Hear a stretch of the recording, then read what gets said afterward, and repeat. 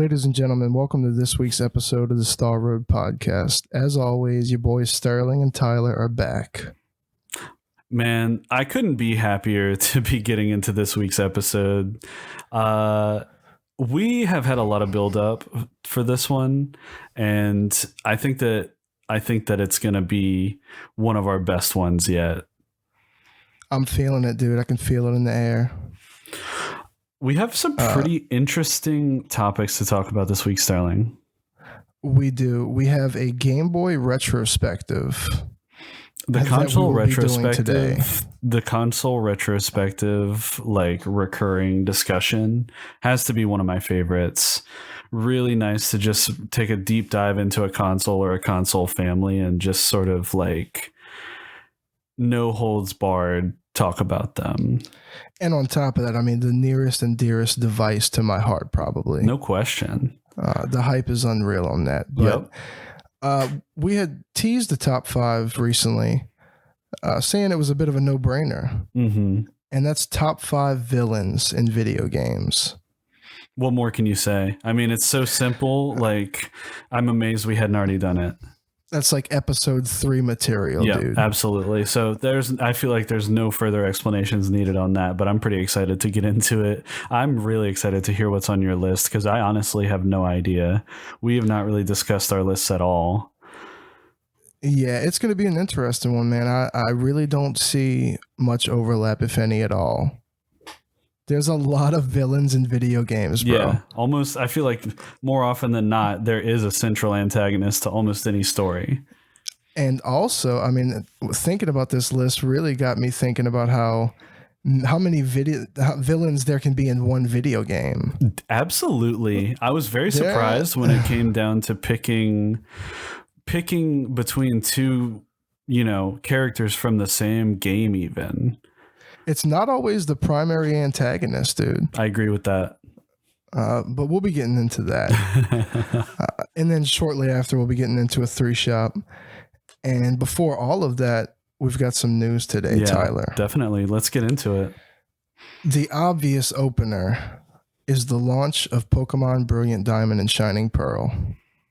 And man, this happened so recently. We have not had a lot of time to play. Like, I have made it a little bit further into the game, so I really can speak to mechanically what the game is like, but that's about it. And I gotta say, it feels so great how true they stayed to the controls from the DS, like 4th gen games. It's what we love to see. Yeah, I think that is such a nice choice. It feels so catered to us, like specifically, and I think it's a great choice for a remake. This has got to be the most faithful remake of any of the Pokemon remakes so far. Which, like I've told you so many times, is exactly what we wanted. The more true it is to the original, the happier we personally are. Absolutely. So now, other people might not feel the same. Mm-hmm. But that's okay because we're happy. That's right. They can talk about that on their podcast. Definitely.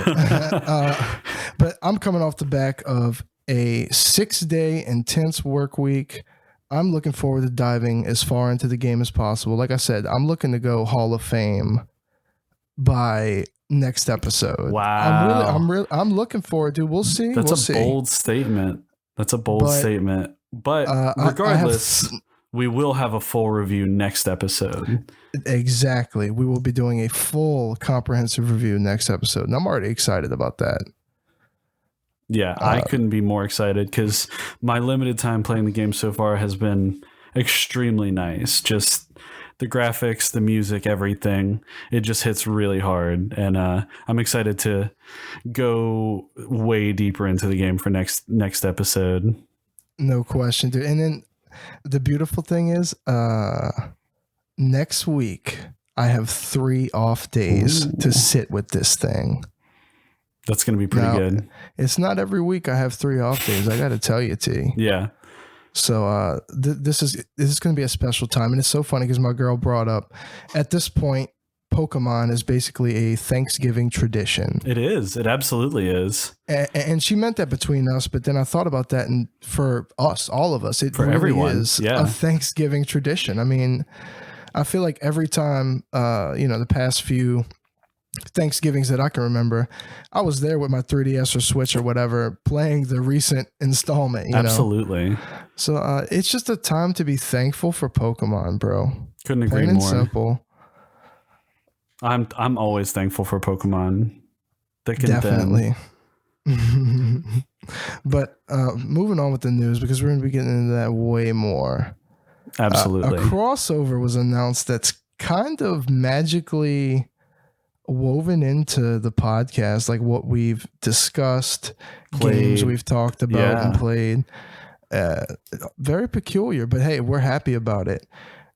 Crossover between Terraria and Don't Starve Together. I had no idea about this until we started going over the podcast notes, unfortunately, but so incredible how two very different games can come together like this, and it just so happens to be games that we both love. Definitely, man. This type of thing should happen more often. No question. I love seeing collaborations between companies in general. It's nice to see, smaller companies play nice. Absolutely. People helping people, and everyone benefits. More great minds coming together. There's great minds behind the people that make games like these. I mean, this is what we're all about on this podcast. We love these big indie games with huge, like, ongoing content updates.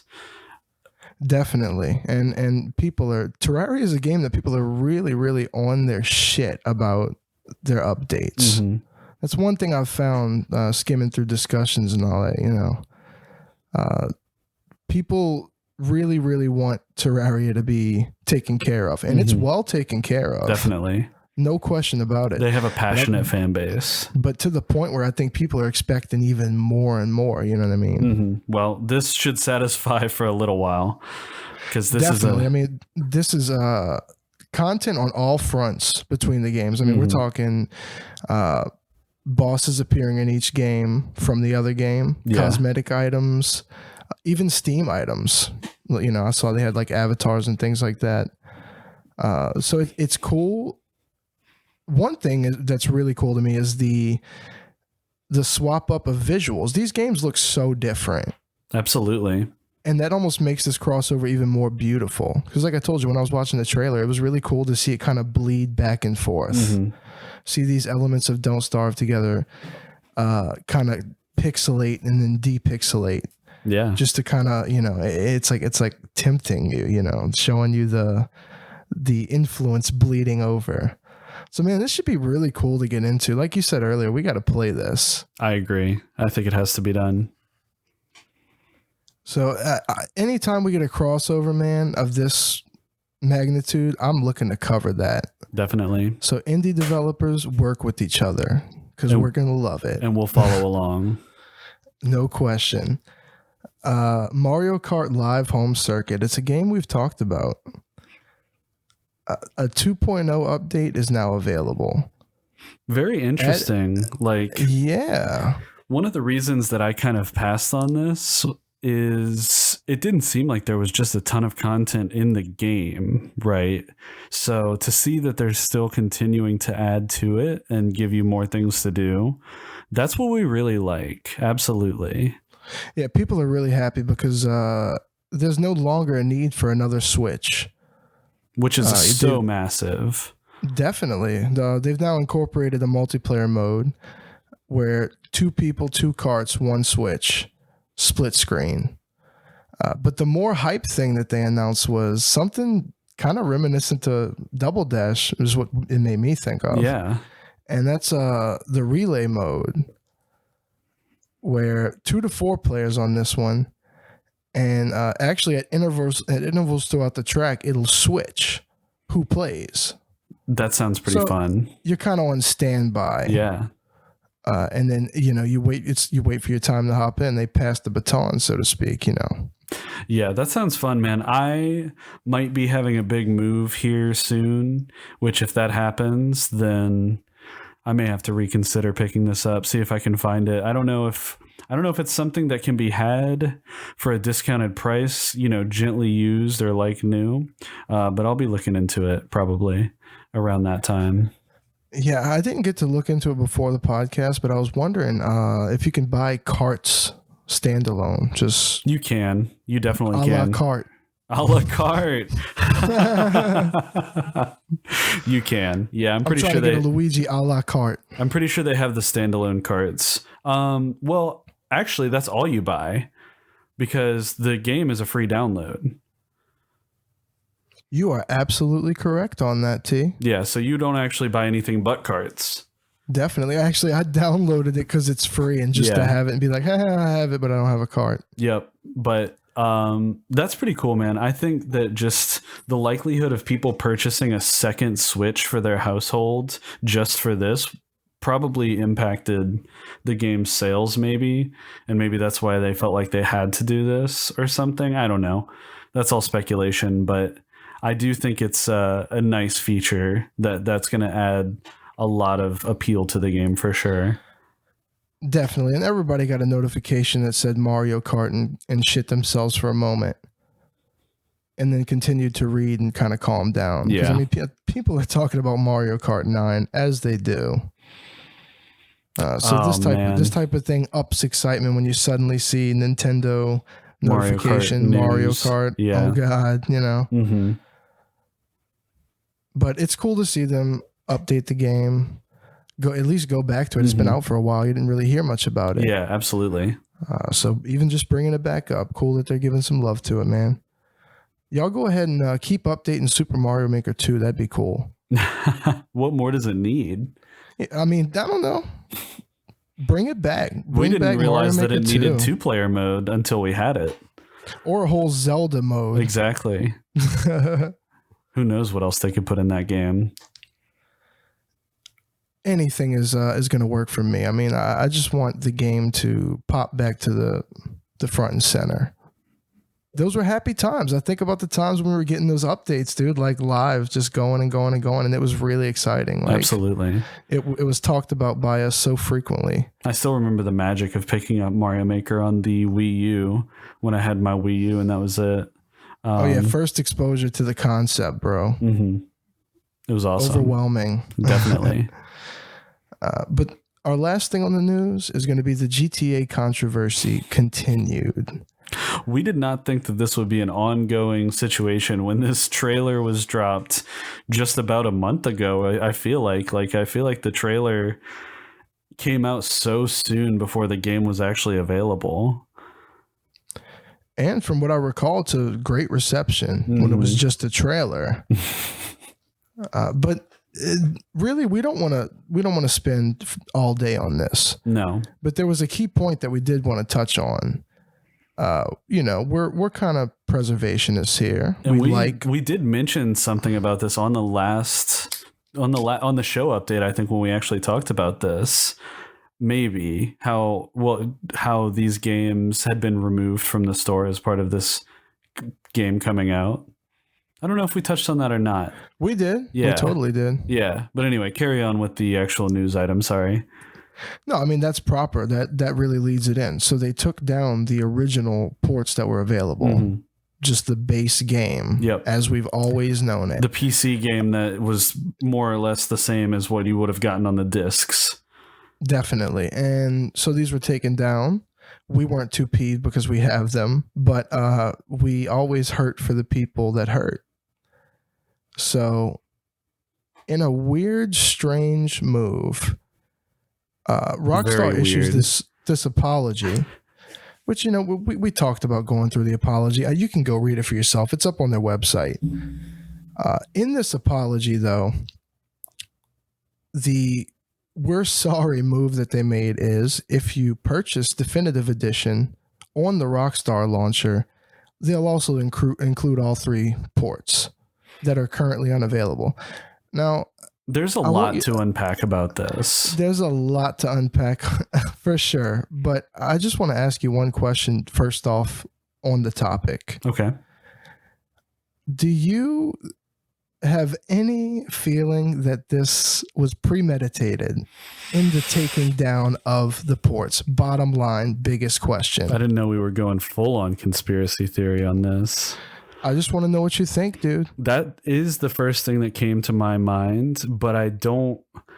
Here's the thing. When hot coffee first happened when we were kids, 2005, 2006, it took a couple years for that to really be known about after the game's release, right? GTA San Andreas in specific. Yeah. Rockstar said something to the effect of all PR is good PR. Like all press is good press, even if it's negative. And I remember that specifically, and that comes to my mind when you ask me this question. I'm not going to say that I 100% think that they intended the launch to be such a failure. But I will say it's very interesting that this is the means that they're using to put these games back out. Like, because where does that leave anyone else who purchased the game physically on Steam, on Switch, like PS3, or not PS3, obviously, PS5, PS4, Xbox? Like, is it just the finger to everyone else who would potentially want to buy the ports of this game, which I know are on most of the eShops or whatever of all of those consoles? You know what I mean? Well, the more you're talking about it, the more it makes you feel like it's a big finger to absolutely everybody. Yeah. Because we don't get these as people who get the game for the Switch, which is what you and I intend to do, or at least had intended to do. I guess that's something we can talk about as well. Like, we don't get that. I would love to have the original port on my Switch as opposed to the definitive version. I saw so many people saying that very thing. Why not just give us the ports as they were? That's all we really wanted, right? Yeah, you didn't have to rerun the game through like a procedural graphical improvement. Like, have you seen these memes? Dude, I've seen a lot of footage, but one thing I wanted to tell you, this is in the Unreal Engine. Okay. So that's really strange, because we talked about, you were like, oh, like the game was probably just moved right over. It's kind of shocking that it wasn't. I'm kind of just like, I feel like there's a meme of like, who asked? But who asked for the games to be given this treatment? You know what I mean? Like, who asked for you to redo the entire engine? Like, the games play great in their ported and original forms. I just don't understand what the purpose of all this is. I don't either. I think a lot of people are confused. There's just, it's crazy to think that they made some of these character models look worse than their originals. Doesn't that defeat the purpose completely? Everyone knows what the games look like. No one's expecting them to look like GTA 5, which is now 10 years old, by the way. But yeah, like, nobody cares that Tommy Vercetti's face is 7 polygons. Like, that's part of the charm of the game. That's part of what makes it great, you know? I don't know, man. It just seems like a really strange move. I'm not necessarily willing to go as far as saying they flubbed up on purpose, but I do think it might be more of they were also getting hate because they took the games down. So this is their Band-Aid fix, two birds with one stone, Band-Aid fix, whatever you want to call it. Like, I think they rushed for the holiday. I don't see why they had to have the release be so close to the announcement. People would have waited. Yeah. We didn't even know this was a thing. It came out very suddenly. I mean, it was announced very suddenly. Yeah. They really just slapped it through an engine and called it a day. I don't know. But Unreal Engine 4. I mean, isn't that mind blowing that you're seeing these same issues that you saw on It Is What It Is hardware? I mean, once the game was out, there's no patching. Yeah. Think about it. So I mean, like, of course they're going to update it and they're going to smooth things out. They kind of don't have an option. I mean, people are if unhappy. you think about it, people are very unhappy. And you talked earlier about whether or not we're picking it up. I will admit I'm still picking it up. I'm going to wait and see. I'm going to wait and see what improvements they make, if any, to the actual games themselves. But we'll see. I do want the games. Enough.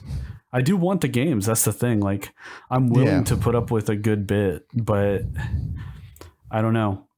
We'll have to see. I would love to get my hands on the games themselves and feel them before I had to make a decision on purchasing it or asking for it as a Christmas present, as we discussed, like, on a previous episode. I don't know. We'll have to see. I don't know. I'm kind of just happy that I have it on Steam still at this point, like the original ports. Definitely, yeah. But we always stay positive, man. I'm sure by the time you pull the trigger, some things will have been improved. One would hope. They have an entire development team working still on updates for GTA 5 Online, so one would presume that they could peel off 3 people from that to work on this for a month. Yeah, and I mean, the disappointment that they started off with right out the gate, some people that get a refund or something might not even want to come back again. I wouldn't. I mean, if I already returned the game, I'm not buying it again. Definitely affects sales in the long run. You'll probably see this thing going on a pretty nice sale a lot sooner than most big releases. Think about it. That's a good shout. Maybe that'll be, something that can get touched on for Black Friday even. But that's really soon, so we'll have to see. Wouldn't doubt it though. I mean, with the negative press it's been getting, wouldn't surprise me to see the price drop. Even just a few bucks, I think, wouldn't surprise me at all. Nope. Which would be pretty unusual for a major release like this so soon. Definitely. But who knows?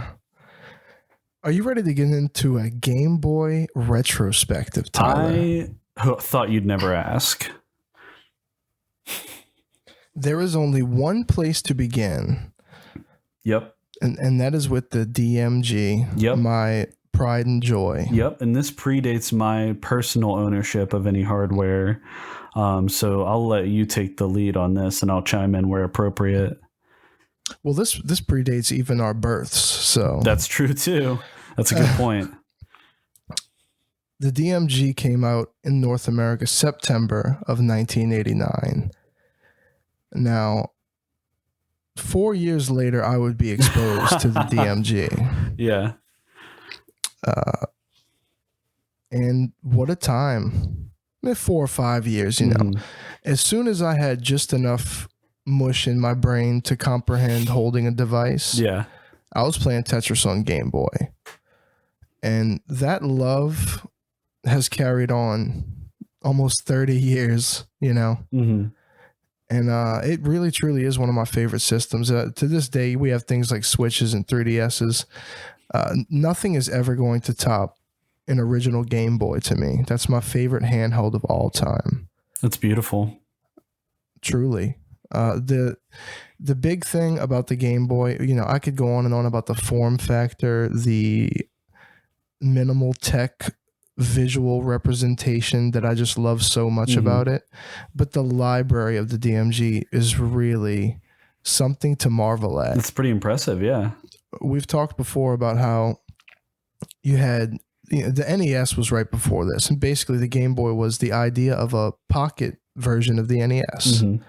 So you get a lot of games that were same.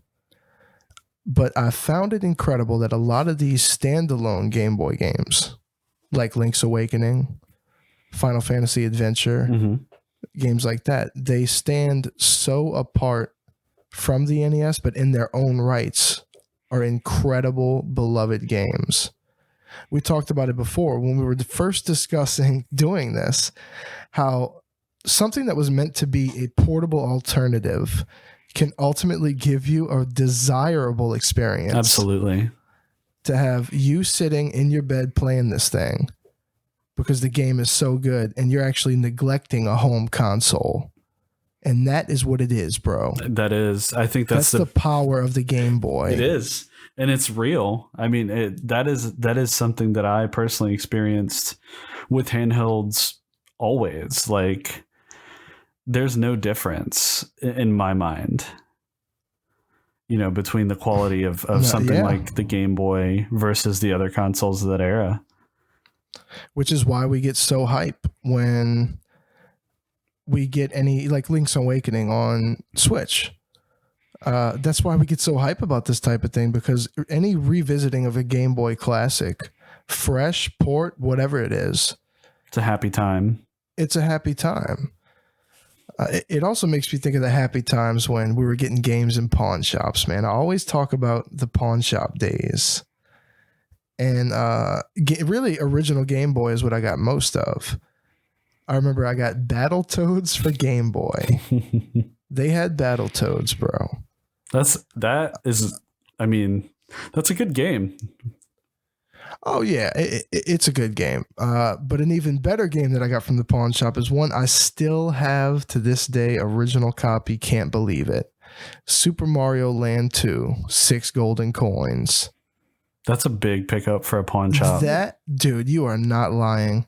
Of course I saw Mario and that was over. Mm-hmm. You didn't even read the rest of the title. Didn't give a shit if it was a puzzle game or anything, bro. I needed it. Mm-hmm. In the selection that was available, you know, you got Mary-Kate and Ashley and Mario. Yeah. So that probably is the most incredibly formative pawn shop pickup, was that game right there. Because the Super Mario Land series on Game Boy is incredible. Definitely. Wario was the boss of that game, mm-hmm. and then would go on to have a starring role in Super Mario Land 3. Which is amazing. Definitely. And that's also an incredible game. The big thing that happened for me with the DMG is I feel like that we talked about it a little bit. That's kind of where I fell in love with RPGs. Final Fantasy Adventure, another hype pawn shop pickup. Yeah. This was, now look, it doesn't play like the Final Fantasy you're used to. Mm-hmm. It is more like a Zelda. You know, you're walking around, you're swinging your sword, you're using whatever weapon you have. But these are the very vital times that get us into RPGs. Definitely. That get us into things like Final Fantasy. I mean, it goes without saying, we got Metroid 2 on the Game Boy. Now, we love to see Metroid, and we love to see Metroid handheld. We'll get more into that later on in discussion of this. So yeah, on and on. But the library is something I can go on and on about. As far as renditions of the Game Boy, I own the classic 89 DMG, the gray with the pink buttons. You know it, you love it. That's my favorite device of all time. But they would come out with the Play It Loud in March of 95. Mm-hmm. Now that's what I have modded. I have the mint green Play It Loud. And you love to see iterations. I mean, that's something we're going to talk about in this retrospective, is the iterations that came out for these devices. Definitely, yeah. Updates and refreshes that Nintendo does it to this day. And that's what keeps us coming back. No doubt. Moving forward a little bit to the Pocket, a form factor that ultimately would become the Game Boy Color, if you ask me. Mm-hmm. I think with the Pocket, they really found that shape that they were going to definitely use for the color. And that's the most sleek representation there really is if you're playing unmodified original Game Boy games on basic hardware. That the Pocket has the best screen I've seen regarding 8-bit. Yeah, the Pocket was my first experience with the original Game Boy.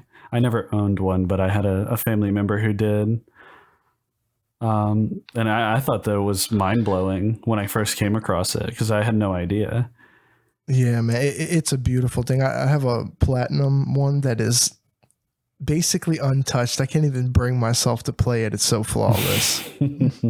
It's just a beautiful thing. But I could go on and on about DMG. Time to completely enter the conversation on the color, Tyler. Yeah.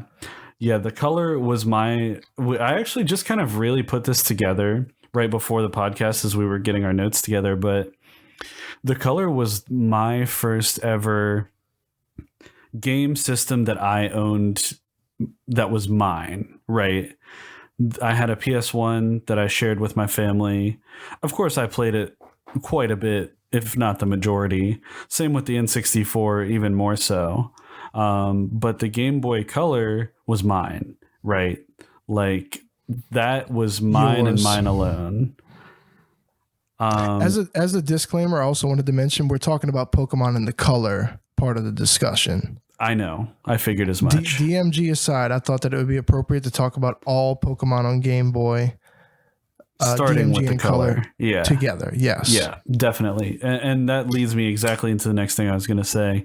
The first game that I guess was ever mine fully, I'm pretty sure was Pokemon trading card game for the Game Boy Color. I got that game about probably a week or two at the most before I had Pokemon Gold. And that was my first, main series exposure. And, it would have been my second Game Boy game and all that at that time. But just Pokemon trading card game, it was such a natural segue because I had already been collecting the cards. And so it kind of like allowed me to shift into the Game Boy and just like handheld video gaming so easily because I already knew the rules of the Pokemon trading card game and everything. So it was like a perfect match for me, And Pokemon TCG is probably the game that is most comfy in my DMG these days. Absolutely. I mean, I find myself, like I said, sometimes getting on there and just opening the boosters and then killing it, turning it back on, opening boosters just to see what I get. Yeah, absolutely. There was a time when I was working on getting all cards available on my like actual physical copy. Never quite made it, but I did get pretty close. So that's awesome, dude. Still a game that I'll pick up and play even to this day. And that says a lot because that can be said for me also. I mean, now they haven't come out with a proper TCG cartridge system game like that for a while. No, not but since 2 in Japan. We will always go back. Absolutely. There's a fan translation of 2 for English that is available on the internet in places, and I still really want to play that. I do too. Really bad. I tried downloading it one time, couldn't get it to launch on the emulator I was using. Hypothetically, you gotta go on Retro Achievements, man. Retroachievements.org. Check it out. Yeah, I'll have to. But I really would love to play number 2 just because of how much I love the original game. But I had the purple Game Boy Color. I can't remember exactly what the official color was. Like the atomic. No, what was it, Sterling? I cannot remember. Yours was purple. Mine was atomic purple. Atomic. Yeah, that makes sense. Yeah, because so I had the translucent shell that was purple. You had the solid purple boy. Just a straight up purple, like you would see on the like on Pokemon Stadium when you play the Game Boy Tower. It's like that exact same purple. It's the one I have that I acquired recently that I'll be doing some work on. Excellent. I didn't know that. Might have to bring that to life and maybe bring you some nostalgia in the mail. We'll see. Well, I don't get too ahead of yourself on that. But yeah, I have big love for the Game Boy Color. I mean, it's got some of my favorite games to this day, even outside of Pokemon, like Yu-Gi-Oh! The Yu-Gi-Oh! Game on Game Boy Color was absolutely dreadful, but I loved it. It was just like the first exposure I had to playing Yu-Gi-Oh! Outside of the card game. And it's so funny because I I never really put it together how big into just the trading card thing that I was, just because these games just felt like normal games to me. And I just played the trading card game in real life as well. But it's funny how it all actually ties back together. Definitely, man. We were into like Pokemon on Game Boy and trading cards at the same exact time. Definitely. It reminds me of the origin story, man. I traded a Digimon deck for a brand new Kaiba starter deck on the bus. Wow. And felt like a legend. And you were. That's a fleece. That was a fleece, bro. That's now, a fleece. I had some sick Digimon cards, but I kind of realized, oh man, nobody's playing. But then one day some kid starts looking at him and he's really into him. He's like, I'll trade you this whole Yu-Gi-Oh deck. Little did I know this was a literally just opened, every card in it, Kaiba. That's amazing. And what really sold me was I'm going through it, and of course you see the blue eyes and you're like, I've heard of this. Yeah, of course. So I'm going to go ahead and make that trade. Yeah. And that was got the that. launch. Yeah. But TCG, Game Boy, they go hand in hand. Definitely. For multiple reasons. Something big to me on the color was Mario Sports. Mm-hmm. Definitely. We really started to see the handheld beauty of the Mario Sports games.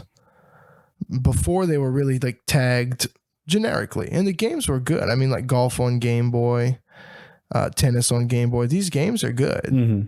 But we really start to see the Mario flair, the RPG introduction. The Game Boy brought that in. Mm-hmm. Mario Golf and Mario Tennis on the Game Boy Color. Incredible games.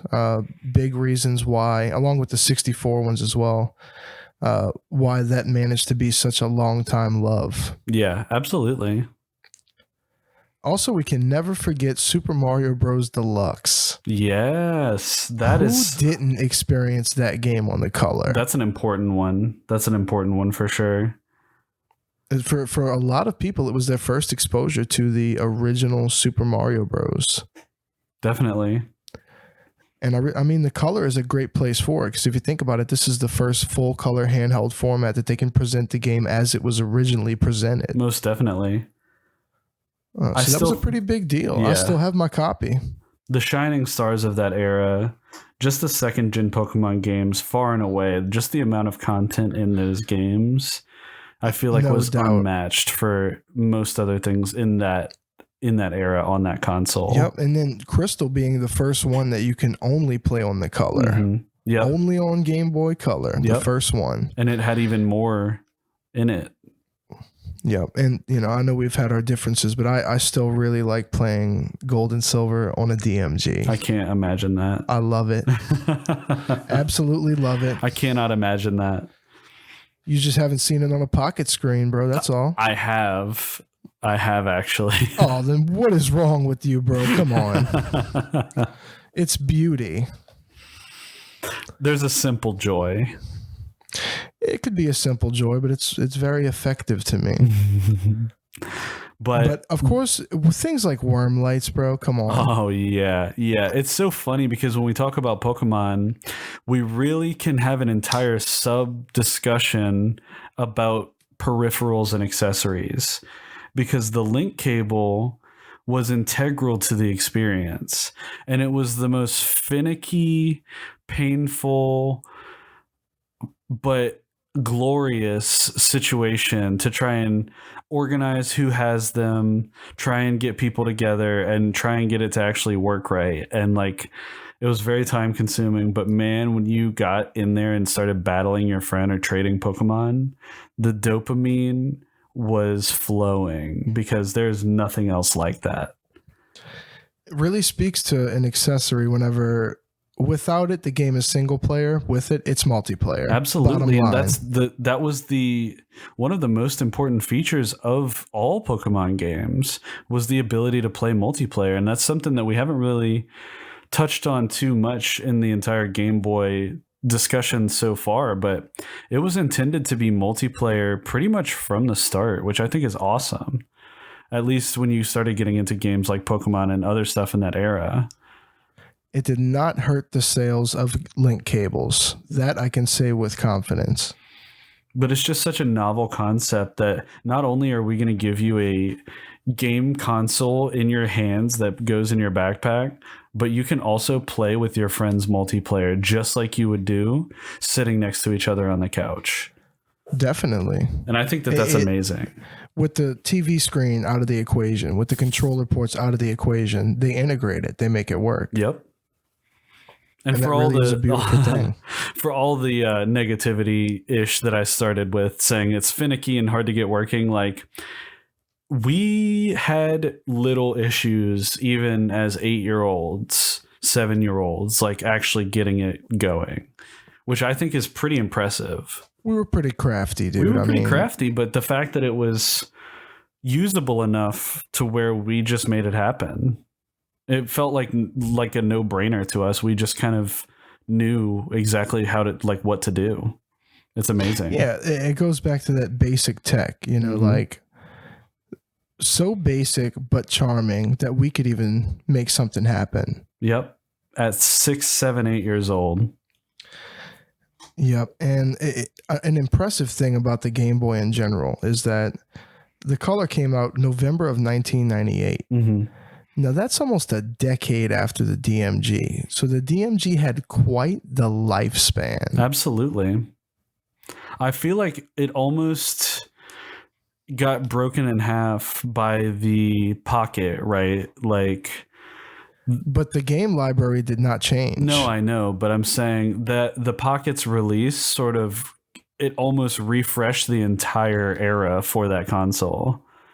Oh, definitely. Because it was such a substantial improvement. Yeah, the sleek form factor, you know, it hit a note much more extreme than something like, for example, the OLED these days. Mm-hmm. We're talking about a much more drastic thing. Like, definitely. Yeah, I mean, no question. A lot of people complain that DMG was bulky. The Pocket solved that problem by literally being called Pocket because it's a thin, sleek Game Boy. That really resonates with people. And then people who have had a DMG are going to buy it too. Mm-hmm.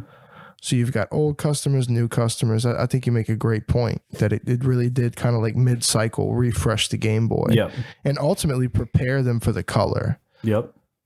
Because they're pretty close, the model designs. So obviously the market was telling. What was not close was the step into the next generation being the Advance. We're talking about a big jump here. A big jump in design choice. Pretty much a radical redesign. We're talking the introduction of bumpers, L&R. And we at the beginning were like, we will never need these because we were so used to playing Pokemon. Like, but then you play Mario Kart Super Circuit. And you need them. You break that button. Absolutely. This is one where I actually had the Atomic Purple.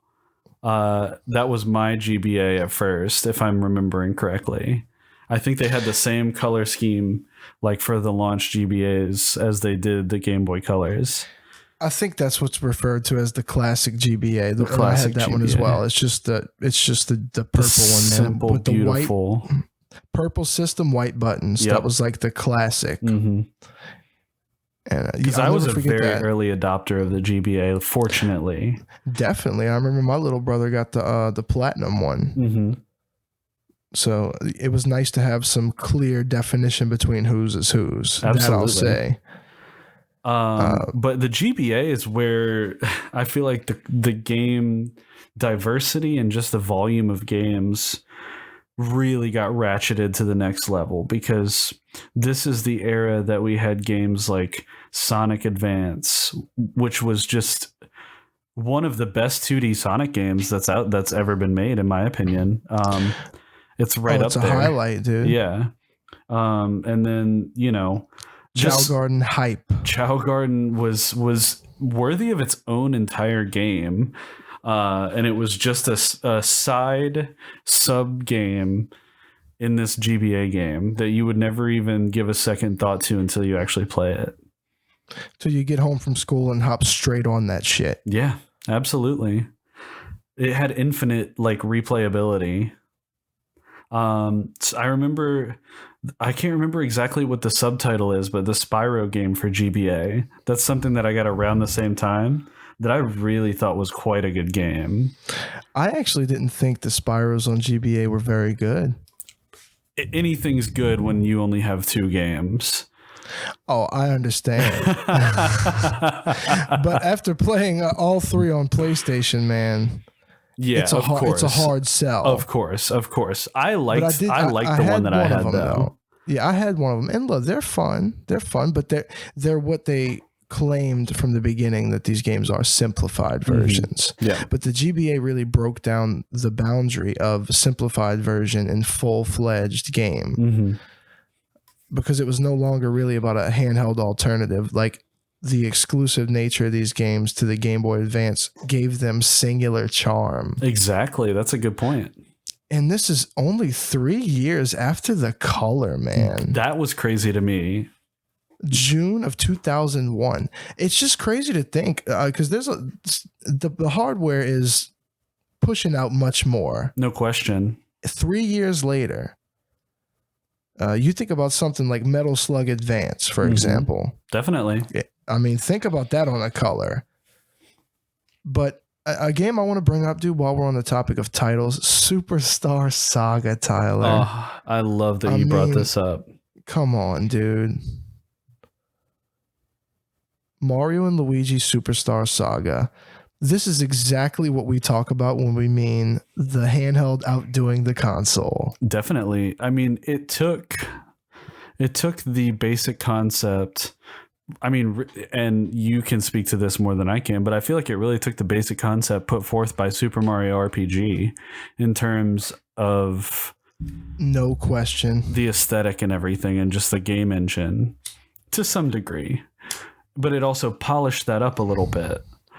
As the official ambassador of Super Mario RPG and the Legend of the Seven Stars, I can confirm that statement. So that needed to be done because that was a beloved game, and they cannot just let that engine and that style and that charm just go to waste. Now, they did reboot the game on 3DS. Mm-hmm. And I got that day one. I was the only person at GameStop, like I am with some of these releases. And I was so excited. Nothing touches the original look, but just getting that revamped, it deserves it, man. It does. And that is a very good remake, in my opinion. It really, truly is. They did very well with that. They did.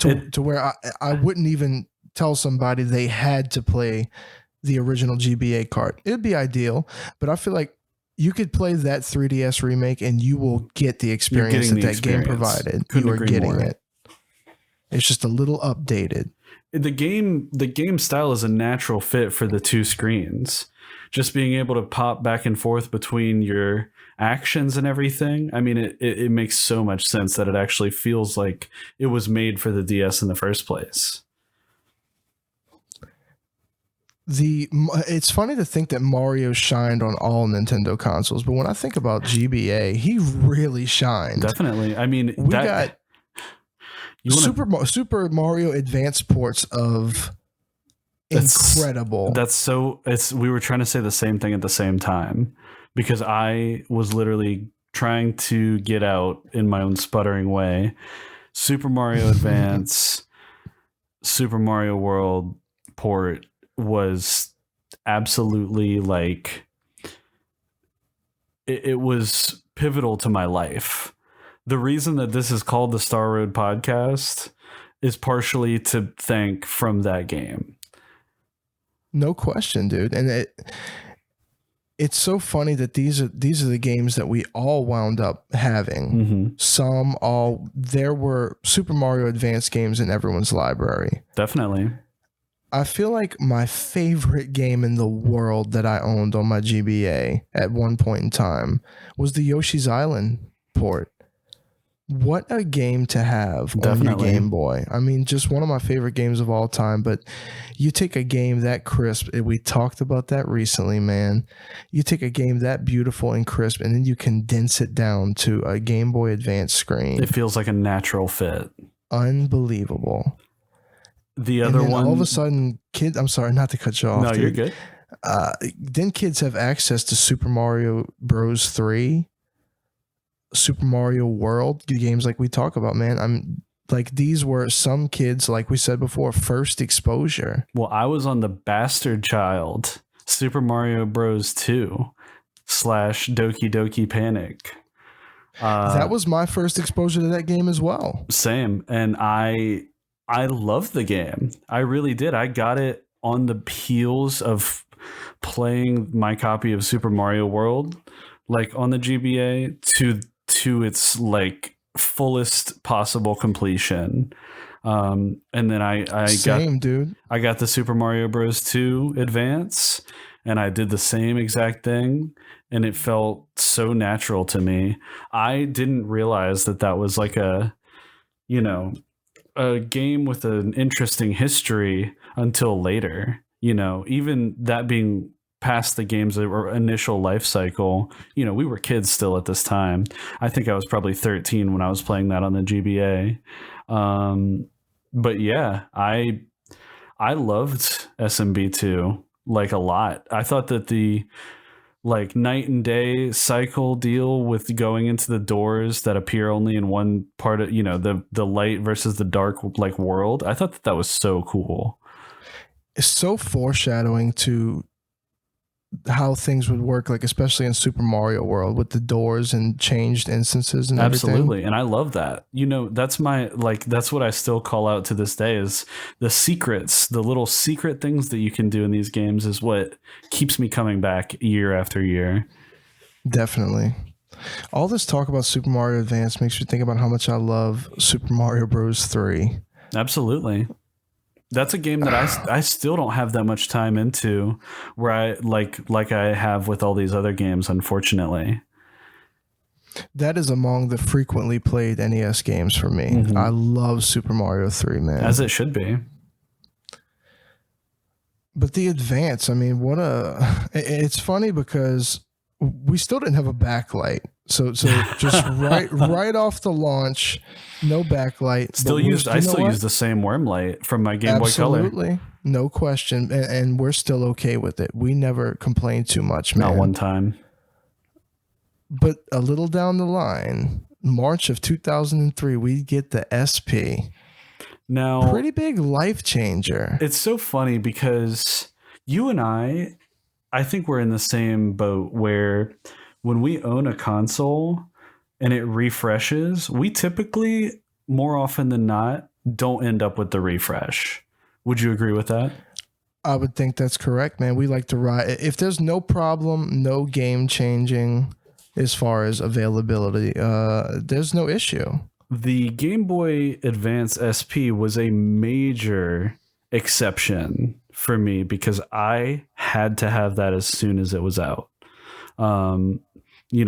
Neither of us came from a place where we had, everything we wanted at all times. But this was something that had to be done for me, to where it was on the next Christmas list demonstrably, whereas I wasn't always asking for that much. You know what I mean? Yep. But as a kid, it helps your case when you could say it plays the same games that I already have. Mm-hmm. I just need this one thing, this one gift. That's it for 5 years. Yep. And it's just do this. It's so funny because that was the last Game Boy that played every other Game Boy game prior. Every single iteration. Every single one. And I think that's what makes the Game Boy SP, to this day, one of the most desirable pieces of hardware out there, because it has the best form factor, opinion only, but it has clamshell. I mean, think about it, dude. It really was an answer to a lot of our issues. We were very OCD about keeping our screens nice. Now you can shut it and there's nothing done to the screen. It's peace of mind. It fits even better in your pocket than it ever has. And the backlight, I mean, that just speaks for itself. Not to mention rechargeable. We didn't have that before. If we did, we were buying these really janky rechargeable AA batteries. But no, rechargeable. That is probably the most important thing next to backlight, my brother. I think so. It was a game changer because no longer did we have to pester our parents to get batteries or steal them from the remote and say we'll give them back later. I mean, that's as long as the power's on, we're good. That's right. I have my one, like I still have I don't have my original SP. I have the same one that I did have, but it's not my actual original. But I do still have my original SP charger and my original fat DS charger because they were the same. And I always remember that, and I always kept both of them. Absolutely. I still have the one that I use for my DS and my SP, and it's got a Metroid Prime Hunter's sticker on it. That's awesome. But yeah, man, I had the Who Are You black graffiti one. That's right. Because I remember when I was looking at the colors as a kid, I even remember being like, I would love that Onyx one. And it just so happened that they had the Onyx, but they also, I think for the same price, had the Who Are You, which is just the Onyx with awesome graffiti on the outside of it. So that was the one I got, the one I kept. Didn't get in. I mean, you know damn well, Tyler, when we got one, there was never going to be a second one. No. If we broke that thing, it's not getting replaced. It is gone. So guess what? We always manage to take good enough care of our shit to have them last cycle to cycle. To the point where we still have some of these devices today and they still function as they did. Absolutely. I had my SP for a long time and I was heartbroken. I still don't know exactly what happened to it, but I was heartbroken to find that I could not locate it because that's something I always made a point to keep up with. And it's also why I bought the exact same one again because I didn't need or want anything else. I just want to give pats on the back to us because we took good care of our shit, plain and simple. And the Game Boy is a perfect representation of that. We've touched on it before. We had to take good care of these things. No other option. No other option. And I think we did a damn good job. And you know what else? I think we did a damn good job of covering the Game Boy line. Yep. I'm so happy that we talked about the Game Boy. It's just so informative to our experience, both of us, and I think that it's important. The one thought that always is in my mind, we haven't done a whole handful of console retrospectives, but the one thought that stays in my mind when we exit them is that I wanted to touch so much more on these libraries, but there's just too much to go through. There is. But it really speaks to the nature of the console themselves and the libraries that, we don't even have the time to go through the libraries because half of the games or so are worth playing on the whole library. I mean, we could talk for a whole 90 minutes about just this one topic, start to finish, and still not feel like we hit on everything. Yep. But as usual, man, I think for today on this episode, we did a great job covering the Game Boy line. Rest in peace / never forget / I still have my, SP. So I long live Game Boy. That's Game Boy. Exactly right. I don't know if you're ready to get evil or not, bro. But it's time to get villainous up in here. I am ready. I'm born ready. Sterling, we're doing our top 5 villains. Every week we do a top 5. This one is villains. Like, I don't know what else to say. It's so straightforward. We didn't discuss our lists beforehand except for our shared honorable mention, which is something we do sometimes, but not always. So if you would like to let the good people know what our honorable mention is, Sterling, we can get straight into it. The honorable mention chosen by both Tyler and I on the Star Road podcast is Sephiroth from Final Fantasy VII. The one-winged angel. That's right. Himself. I feel like it's oftentimes, and this is definitely the case here, we will do a shared honorable mention, because it's so emblematic of the category and it's such a given that it's just getting it out of the way, not in a negative way, but like it's so in your face that we just talk about it together as our shared, and you know, that's how we do it. But I think Sephiroth is the perfect example of that, because he is just an interesting, broody, cool villain that you just love to hate and is perfect for the story that he's in. And people love when they can relate to the villain. Totally. And Sephiroth in some ways is justified in his negativity. Absolutely. You know, his situation is not what most people had to deal with, you know. I mean, he's basically an experiment, you know. And I could see that getting to you. Maybe, you know, he went a little overboard, but I could certainly see it getting to you. Yeah. Anyway, in presentation, in the whole package, Sephiroth is iconic as a villain, as an antagonist in general. So we get him out of the way, not to get him out of the way, but because it's almost guaranteed overlap on these lists. Absolutely. So Tyler, I would love if you would kick us into the main 5 with your number 5. My number 5 is Neo Cortex from Crash Bandicoot. Really? Why not? Why not is a good question. He didn't see it coming. I'm a big Crash boy, you know this. Neo Cortex was the villain of the very first Crash game, and other ones obviously after. He's kind of the main series, you know, villain for the whole franchise. But he's just such a goofy, like slapstick, bad, good villain, where he makes a lot of things happen, but he never ultimately achieves his goal.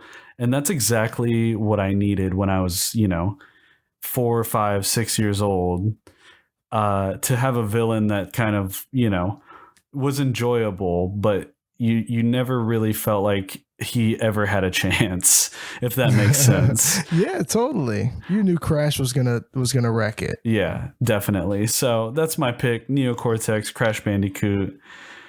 Shout out to Naughty Dog. What's your number 5, Sterling?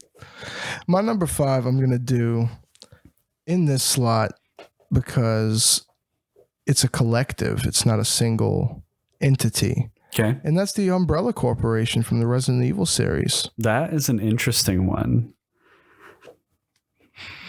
It's hard to pinpoint a villain in Resident Evil when all roads go back to Umbrella. Absolutely. Some would say Wesker, right? I feel like that is like... Yeah, you could say Wesker. I feel like it's part and parcel, though. It's kind of one and the same.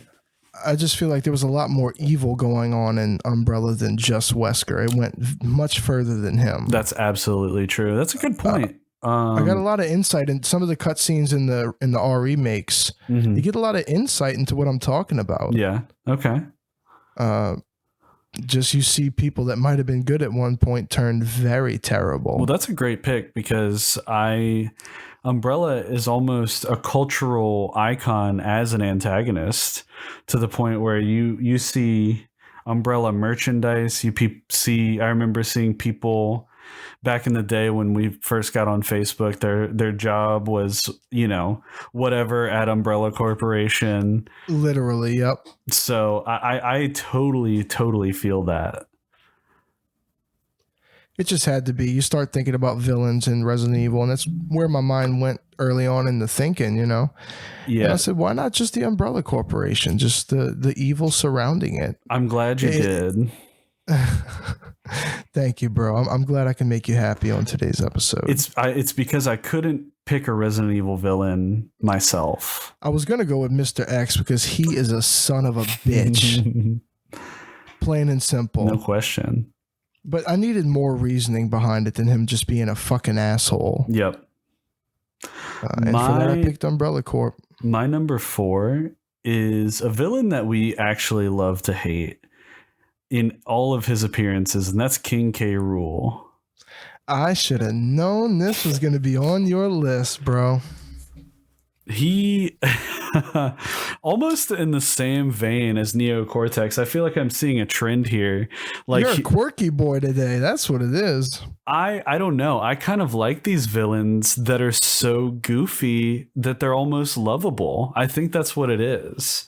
You love King K. Rool, even though he's doing some terrible, terrible things, just because he's so slapstick and ridiculous. Especially if you watch the old Donkey Kong 3D animated series. K. Rool definitely shines there. I don't know if that's canon. I don't know. I don't know how canon that is, but you know what? It's canon to my childhood, bro. This is all about childhood for the most part. Yeah. But yeah, man, King K. Rool, again, just feels so perfect for this list. Such a good villain for a kid's game. Just to be this goofy embodiment of just motivationless evil. You know what I mean? Definitely. Very fitting, bro. I just knew I was thinking Donkey Kong, and that's the only pick there really was at the end of the day. And I just couldn't go with it. Of course. But like I said, you're a quirky boy today, so thanks for picking the ones I wouldn't have. It only gets worse from here, I'll tell you that. Oh, man. My next one, not exactly a main antagonist, but Helgenish from Octopath Traveler. That's a good one. Probably the biggest piece of shit in gaming, and that's why he's on this list. He is not a main character. He's very central to Primrose's storyline. Yeah, but he is just a bastard. I mean, dude, if I could fight somebody in a game, it would be this guy. Yeah. I've talked before about how Octopath Traveler really touches on some graphic subject matter. Mm-hmm. Definitely. And this guy is basically some piece of shit pimp. He's got me so mad, dude. I can't even contain it. He's a piece of shit pimp running this strip club. I'm not going to spoil Primrose's story. You should definitely fire into that one first and foremost amongst them. Mm-hmm. I think it's the most intense. But, Primrose goes from royalty to, I guess, riches to rags. Mm-hmm. Finds herself at this terrible place with this terrible man, and there's some abuse that's insinuated, and through dialogue and through cutscenes you just see how terrible this person is. Mm-hmm. Now we'll see if you play along, you'll see whether or not he gets his just desserts. Mm-hmm. And whether or not it's extremely satisfying. But I just had to shout out the biggest piece of shit in gaming I can think of on a villain list. Absolutely. That's why Helgenish is here. Fuck you, Helgenish. Yeah. Idiot. What you got for us, bro? Let's move it on. My number 3, this is actually, it's not going to feel too different from my first two, but hear me out. And I'm feeling very retro with my list. I got to be honest with you. It's Giovanni.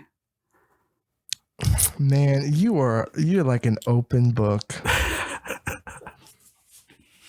Giovanni. Yeah. Giovanni. And here's why.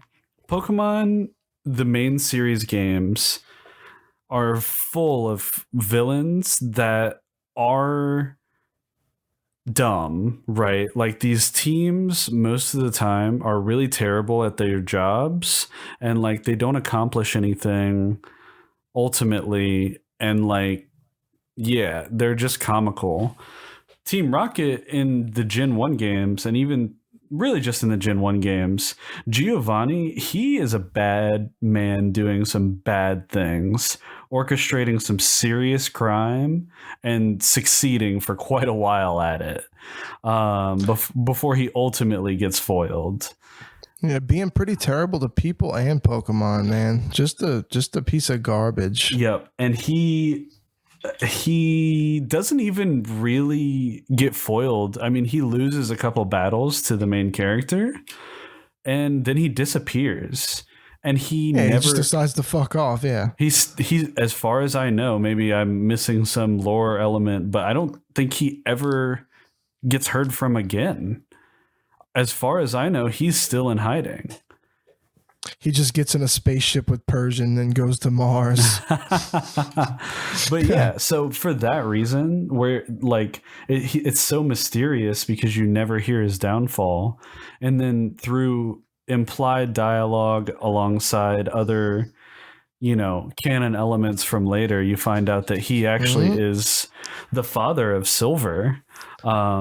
From Gen 2, and that adds an entire extra layer of interest to his story. But yeah, Giovanni, very mysterious, very very interesting character to me. Maybe it's just because it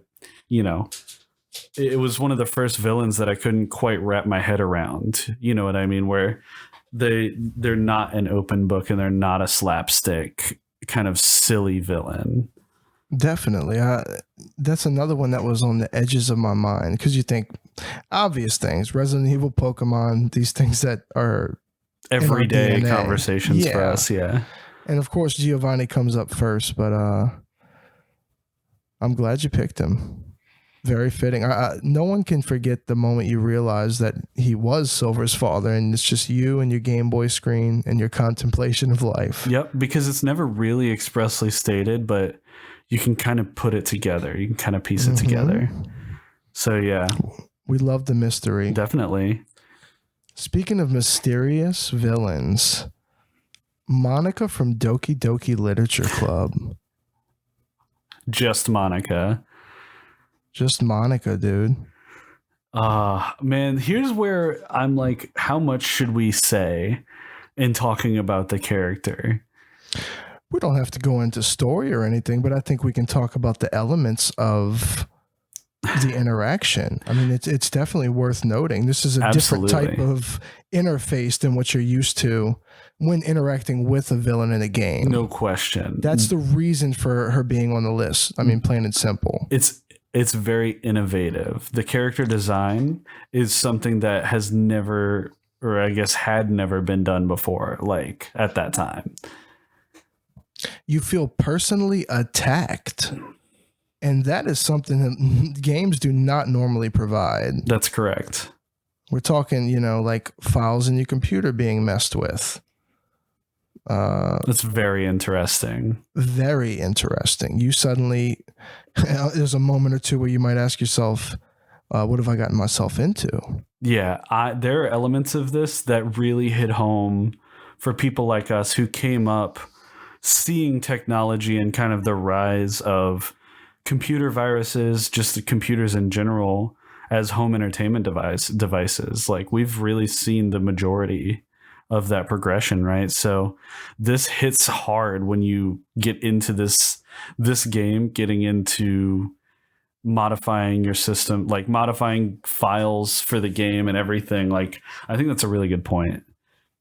And the things you can find within the game's files. There's Definitely. just a lot. The game itself is a whole nother thing, but I think Monica as the centerpiece villain, the evil force. It's so funny, but one thing I do want to say while we're on the subject, Doki Doki Literature Club is not what it appears from an outside marketing perspective. Yeah. That, period. It looks like something that it isn't. I will just say that. Correct. But Monica, man, had to be on the list. I agree. It's a good pick because that last sequence with her is just so iconic. Like, you can still see the detail of that scene in your mind's eye, even not having played that game, recently. Always. That background, I'll never forget the background. Definitely. Of that final interaction. Yep. So if you played the game, you know exactly what we're talking about. But if you haven't, it's free on Steam. It is extremely disturbing. You should play it if that's cool with you. Definitely. As long as that's cool with you, it is very disturbing. Yeah. There is some extremely graphic content and some extremely disturbing imagery and dialogue. But if you're like us and that is cool for you, then you should play it. It's free. Yeah. And speaking of dying, I'm dying to hear what you got next. Well, I'm glad you asked, Sterling. My number 2 is a meme at this point. Like, we're just gonna get it out of here. My number 1, I promise, is a really genuine pick. Okay. My number 2 is Tom Nook because, and hear me out on this. Oh, I'm hearing you. I know if you had only ever played Animal Crossing New Horizons, you would not really understand this, in my opinion. But in the first couple iterations of Animal Crossing, you really get the sense that Tom Nook is a borderline bad character, as in exploiting you for, everything basically.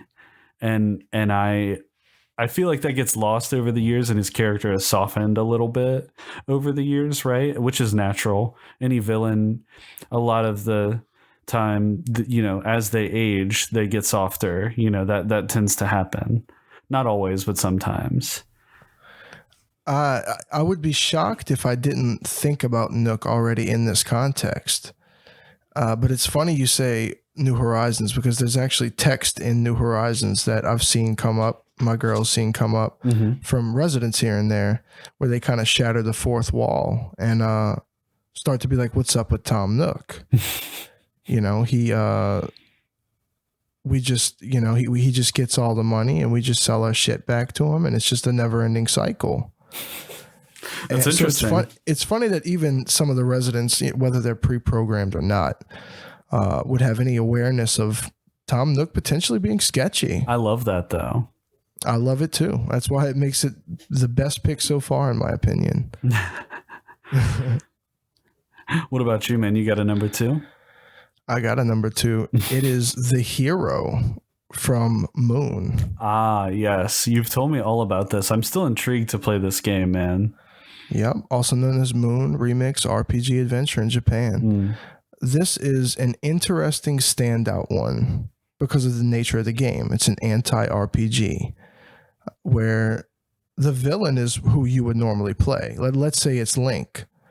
You're an innocent being standing on the outskirts watching a hero like Link walking around and really just murdering innocent creatures that did nothing wrong. He's just grinding XP. He's doing what we do, and it brings this existential element to the table. Yeah. And it gets you to look at video games in a different way.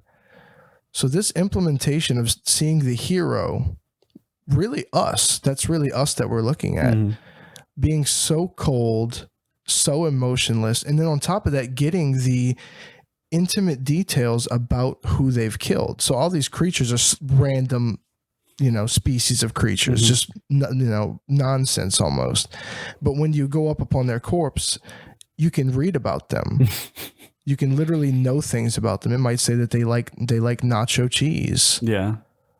There's a lot of funny dialogue that I've sat and laughed for minutes at in this game. But you get that other side of lore behind the characters, and then you understand. It's like it gets your mind going to where you sympathize with the enemies. Definitely. And you really turn your negative attention towards the quote unquote hero. Yeah. And that's the story, right? I mean, it's so funny to have a villain list where one of the characters is named Hero. Yeah, the hero. And he's somebody that's feared by everybody. It's almost like when this kid, wherever, is getting on the game, they're like, oh my God, the hero's here. Hide. Very interesting. Great implementation. Kind of the scariest villain you could think of in the context of a video game. Definitely. But are we down to number 1s, bro? That's it, man. That's it. And it's going to be a franchise that will shock nobody for me. Let me guess. I can already hear you saying it, so just say it. It's Liquid Snake / Revolver Ocelot from Metal Gear Solid. Absolutely. Now, why do I have 2 characters in one slot, Sterling? Well, I'll tell you. They are one character in the end. I don't want to get too much into it. Spoiler alert for a game from 1996, but Liquid Snake is Snake's biological brother, twin, whatever you want to call it. Solid Snake's like his counterpart, right? Revolver Ocelot is a really badass dude who shoots a gun good. And Revolver Ocelot, I believe, and I could be getting this wrong, it's been a while since I played MGS1, but I believe what happens is Revolver Ocelot loses his shooting arm and grafts Liquid Snake, who died, grafts his arm onto himself, Revolver Ocelot, and then Liquid's essence basically takes over Revolver Ocelot. And you learn this because Revolver Ocelot, who's an American, just starts speaking with an old British man accent, and just starts, it's basically just like the return of Liquid Snake, but he's actually badass. So I think I may be mixing up some things here, but that's the gist of it. He's badass nonetheless. It's badass, and it's a great storyline, and it's very emblematic of what you get from these Metal Gear Solid games. And pretty much the entire franchise of MGS 1 through 4 is predicated on the dynamic between Solid Snake and Liquid Snake, and it's awesome. I really love the character. There's a very cathartic ending to MGS4 that I won't get into, but it just sort of is the crescendo of the two as old men at this point, and just that's the whole story, is just getting old, and I think it's awesome. If you hadn't said Metal Gear Solid by number 2, I knew number 1 was it. No question. It's just a game with such great villains, and you could pick. We did a top 5 bosses, I believe, as well, and I had a really hard time picking which Metal Gear Solid boss would be the one, because the game is famous for its interesting and unique boss fights. First and foremost, I would say. So yeah, I don't know. This was not as hard a choice because Liquid is like the primary antagonist of the game. There are other cool antagonists, but those are more just regular bosses, right? They're more individual stories. Yeah. So yeah, that's what I'm going with. That's my number 1. Love Metal Gear Solid, Hideo Kojima. I wish that he was still involved with the franchise, but I also think that some things are best ended, you know. Absolutely. I don't think you could see my number 1 coming from any direction. I have no notion of what it is, so I can't wait to see what you got. I think it's something that you're going to have a lot to say on. Okay. Skull Kid from Majora's Mask. That's a great one, actually. Yeah, that's a great one. That's a great one. When you think antagonist, I mean, that whole character, and it's like, you know, it's multiple forms. Like, it feels like the most antagonistic thing there is. It's basically the incarnation of a nightmare. Truly. I mean, we're talking about, you know, young boy finds ancient power and apocalypse ensues. That is a very detrimental storyline. Definitely. We talk about the appeal with Majora's Mask to us, with the brooding nature of it, the constant awareness that there's time is limited. And all the while Skull Kid sits on that tower and is just waiting to bring the moon down. There's a lot to say about it, but it is, to me, a clear number 1. Definitely. And it's funny because he never started out as this terrible person. No. As a matter of fact, I mean, there's a lot of innocence and in some cases some good-hearted nature like shown about him. But he comes upon a mask and everything changes. So, it's funny because we talked about tragic backstories. Skull Kid would have been a perfect fit. Definitely. Because this isn't something that he technically intended. He just stumbled upon an ancient evil. Yep. But in doing so became what I consider to be one of the big boys in gaming villains. Absolutely, man. I think that's a great pick. Thank you, bro. I appreciate that. And I appreciate this list. It was an interesting one. A lot of stuff from you I didn't expect, and a lot of stuff for me that would be pretty typical, but you know what? It had to be done. It is what it is, bro. These are catered to each and us. That's right. That's just how it is. Yep.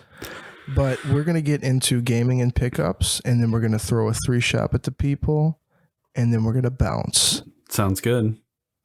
So gaming and pickups wise, obviously Brilliant Diamond Shining Pearl, biggest note, haven't gotten to play it enough, but review coming next episode. Absolutely. Can't wait.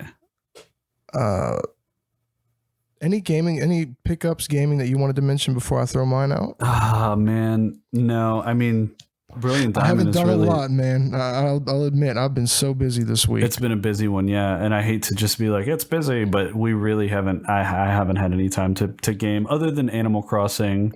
That's what I feel like you were getting into as well. I have been playing the new update. I've been trying to get on pretty much every day and at least go see the island, go do my dailies and stuff like that.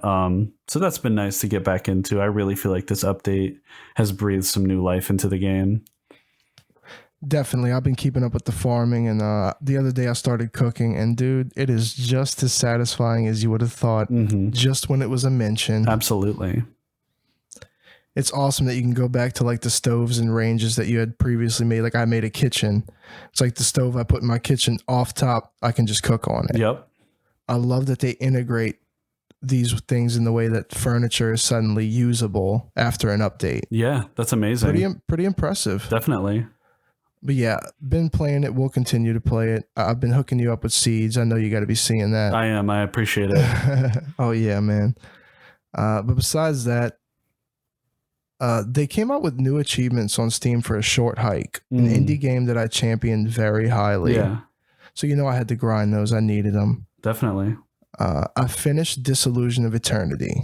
Okay. The Quake mission pack. So I got Scourge of Armagon and that under my belt.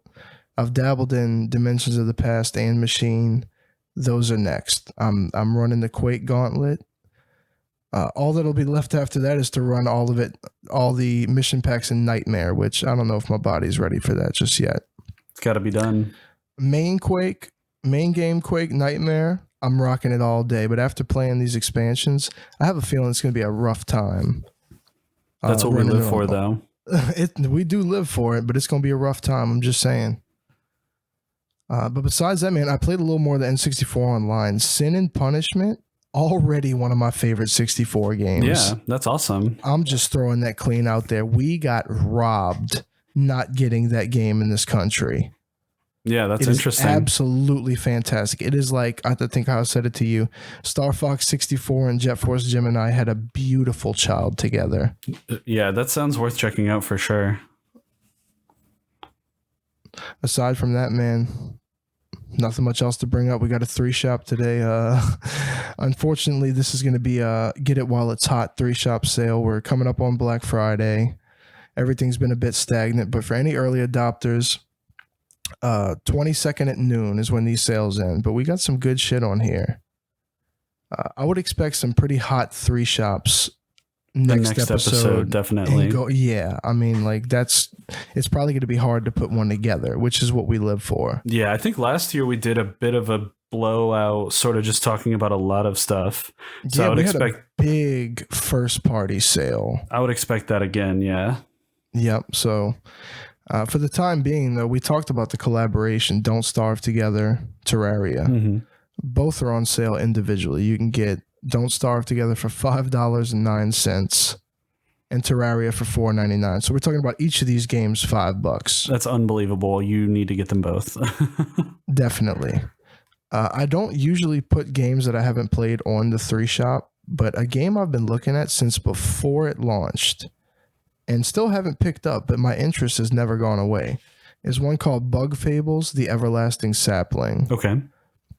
Now, if you were to look at screenshots or gameplay of this game, the first thing you're going to think of is Paper Mario. Yeah. It's so reminiscent. A lot of people say it's very true to what everyone loves from Paper Mario. So it's on sale from $19.99 to $9.99. I've been waiting on a sale like this, tempting to pick up.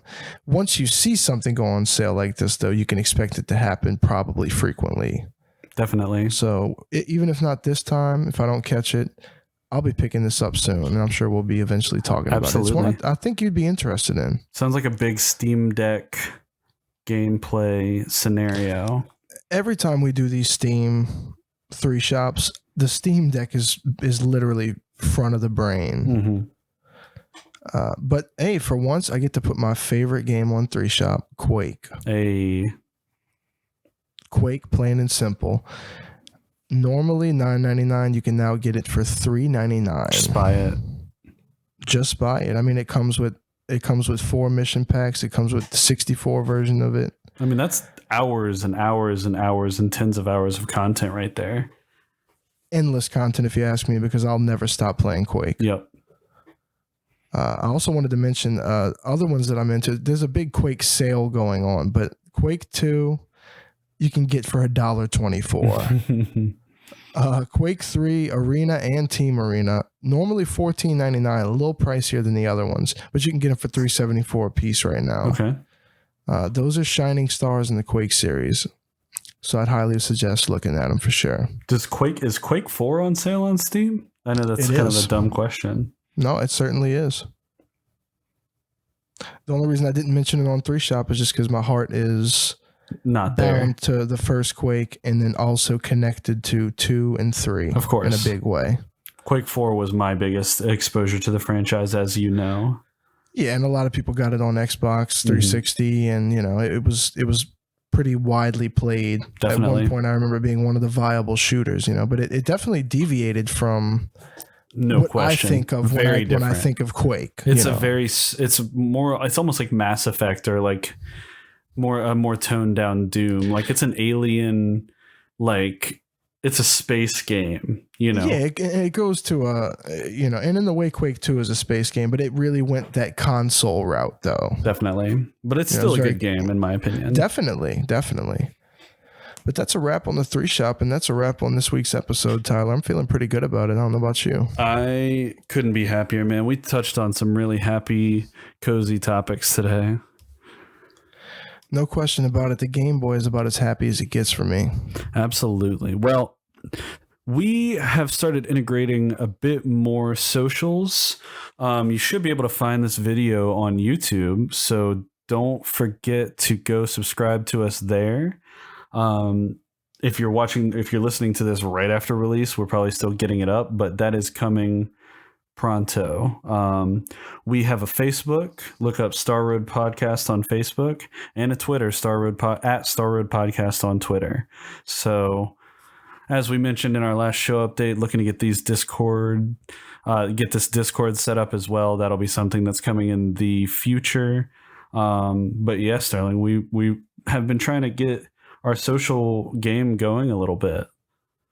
We have, bro, and we're really just kicking it off. Yep. So it's pretty exciting. I mean, like you said, we haven't even made the YouTube yet, but that'll be happening very shortly here. Yep. And we just launched the Facebook, so we've got a lot of shit in the works, man. Like I said, we're going to be clipping segments and things like that. Have some more short form content. Who knows? Maybe in the future, you'll see me and Tyler doing some gaming together. Star Road Gaming. Maybe someday. Yep. We'll see. We'd have to have time to play games.